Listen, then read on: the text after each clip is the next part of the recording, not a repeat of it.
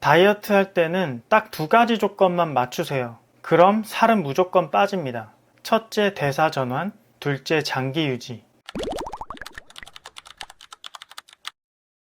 댓글 중에 이런 댓글이 있었습니다. 그래서 다이어트를 어떻게 하란 얘기냐? 여러 영상이 올라가다 보니 제 메시지가 분명하지 않게 전달된 것이 아닌가 고민했습니다. 그래서 오늘은 가장 본질적인 이야기를 해보겠습니다. 살이 빠지는 가장 근본적인 원리, 다이어트 성공 공식 두 가지입니다. 약물이나 시술, 수술처럼 인위적인 방법을 다 제외하고 어떤 다이어트를 하든지 상관없이 이 조건을 꼭 맞춰야 합니다. 다이어트 성공 공식 첫 번째, 지방대사 전환입니다. 살을 빼고 싶다는 말은 체지방을 태우고 싶다는 말입니다. 살을 잘 빼고 싶다는 말은 체지방 연소를 극대화하겠다는 말입니다. 가장 먼저 이 점을 분명히 해야 합니다. 세상에는 수많은 다이어트 솔루션들이 있는데요. 저마다의 방법과 노하우로 살을 빼주겠다고 합니다. 그렇다면 각각의 솔루션은 이 질문에 대한 답을 가지고 있어야 합니다. 그 방법으로 언제부터 지방 연소가 시작되나요? 고객이 이렇게 물어봤을 때 답을 하지 못한다면 성공할 가능성이 희박합니다. 살을 정말 빼고 싶다면 기본적으로 지방 연소 시점에 대해서 알아야 합니다. 다이어트를 시작한 날부터 지방이 바로 사용되기 시작할까요? 아니요, 절대 그렇지 않습니다. 여러분이 어떤 다이어트 방법을 선택하고 어떻게 하느냐에 따라서 지방 연소가 시작되는 시점이 달라집니다. 이런 설명은 사람에 따라서 받아들이는 기준이 다릅니다. 그래서 기준이 가장 명확한 방법인 단식으로 지방이 언제부터 연소되는지를 파악해 보겠습니다. 단식은 가장 극단적인 식단인데요. 단식을 한다고 해도 지방이 사용되기까지는 시간이 걸립니다. 우리 몸에는 에너지로 쓸 수 있는 자원이 몇 가지가 있기 때문인데요. 첫 번째가 혈액 속에 들어있는 포도당, 즉 혈당입니다. 둘째는 간이나 근육에 저장되어 있는 물질인 글리코겐이고, 셋째가 체지방입니다. 혈당이 가장 먼저 사용되고, 혈당이 부족하면 글리코겐을 사용하고, 글리코겐도 부족해지면 체지방을 사용합니다. 근데 여기에는 중요한 점이 있습니다. 이 자원들은 저장량에 한계가 있다는 것입니다. 성인의 몸에는 5리터 정도의 혈액이 순환하는데 사람의 혈액에는 1티스푼 정도의 당이 들어있습니다. 생각보다 매우 적은 양인데요. 혈당이 떨어지면 간이 저장되어 있던 글리코겐을 분해해서 에너지로 사용하는데 글리코겐도 저장량에 한계가 있습니다. 단식 상태에서 10에서 16시간이면 글리코겐이 거의 고갈됩니다. 그럼 혈당과 글리코겐을 합쳐서 하루 정도만 굶으면 지방이 빠지기 시작하겠네? 이렇게 생각하실 수도 있는데요. 안타깝지만 그렇지 않습니다. 시점이 미세하게 겹칠 수는 있는데 글리코겐이 고갈되면 간이 포도당을 새로 만들어내기 시작합니다. 포도당 신생합성이라는 과정인데 이게 24시간 정도가 지속됩니다. 이 과정이 끝나고 나서야 체지방이 진짜로 사용되기 시작합니다. 단식을 해도 2, 3일 정도는 지나야 체지방이 연소되기 시작한다는 말이죠. 단식처럼 꼭 먹는 걸 줄여서만 체지방이 사용되는 것은 아닙니다. 운동을 열심히 하면 에너지 결핍이 와서 지방대사로 넘어갈 수도 있습니다.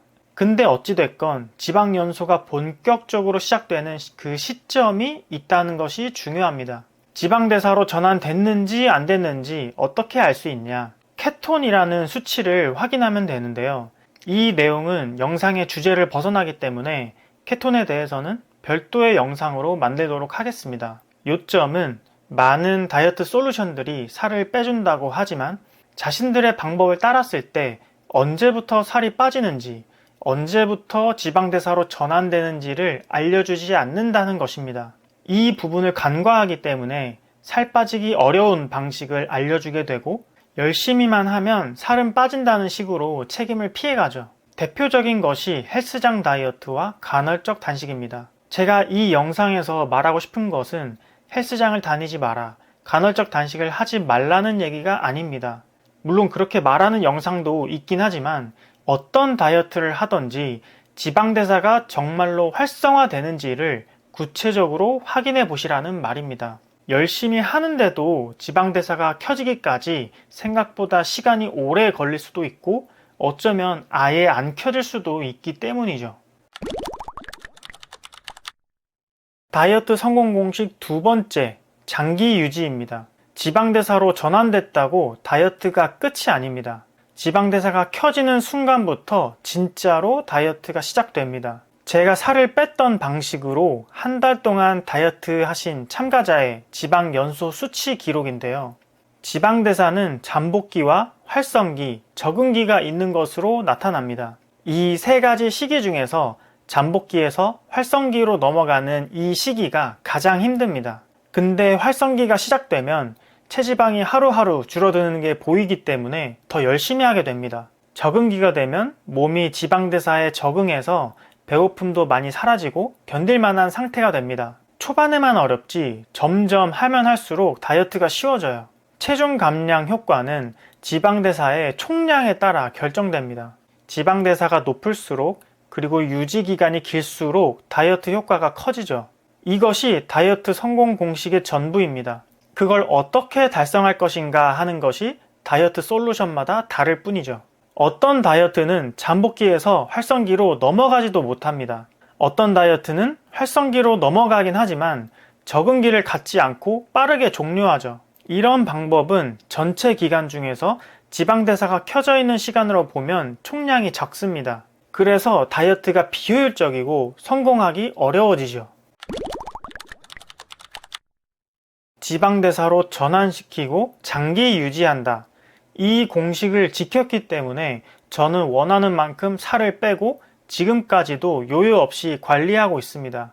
제가 뺐던 방식은 3, 4일차 사이에 지방대사가 켜집니다. 4에서 8일차에 지방대사가 극대화되고 그 상태를 최대한 유지하기 때문에 다이어트 기간은 짧지만 지방대사가 오래 유지됩니다.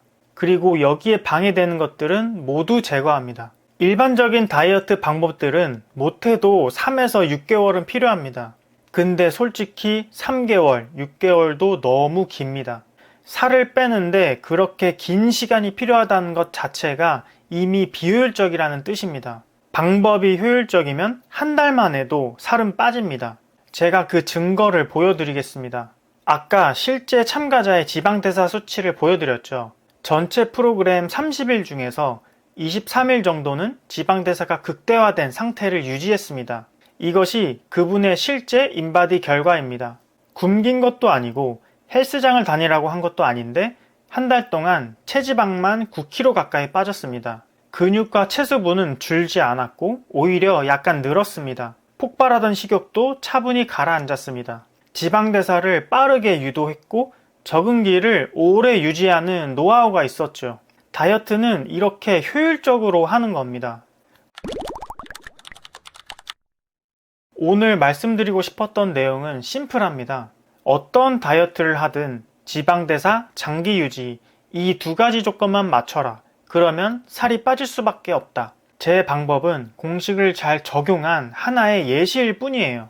다이어트를 꼭 이 방법으로만 해야 한다는 말은 아닙니다. 살이 왜 안 빠지는지 잘 모르시겠다면 케톤을 재면서 지방대사가 켜지고 잘 유지되는지 확인하시고 제가 오늘 알려드린 조건에 맞는지 한번 체크해 보시라는 말씀입니다. 케톤에 대해서는 다른 영상에서 알려드릴게요. 질문이 있으시면 댓글 달아주시고 다이어트 꼭 성공하셔서 하루라도 빨리 스트레스에서 탈출하시길 바랍니다. 요요 없는 다이어트를 응원하는 요요 없는 남자였습니다. 감사합니다.